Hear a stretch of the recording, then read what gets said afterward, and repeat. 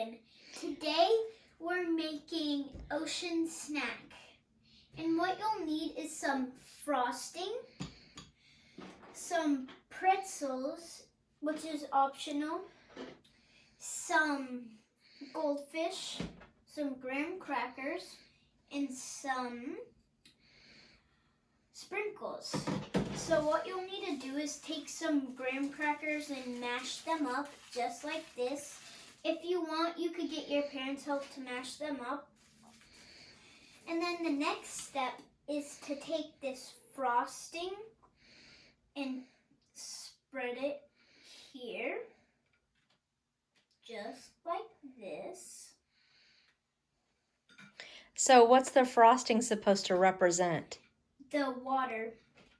And also, my mom didn't find blue frosting, so she just got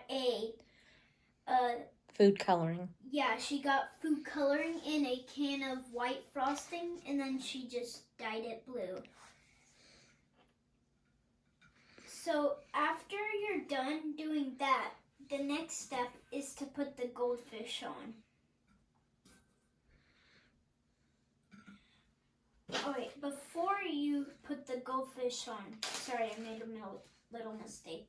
Before you put the goldfish on, you're supposed to put the graham crackers on. And what does the graham cracker represent? Sand. And after you put the graham crackers, you put the goldfish. And then you also put some, you can put some sprinkles, or if you don't want to, you don't have to. You could put some sprinkles to like represent little crabs or whatever. And the kale at the bottom of the sea, or really anything that's in the sea. So if you don't have all the supplies, you could just take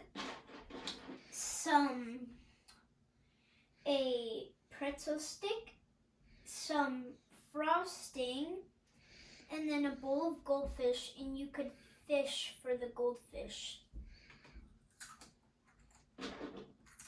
And you could make both if you want. That's what we did.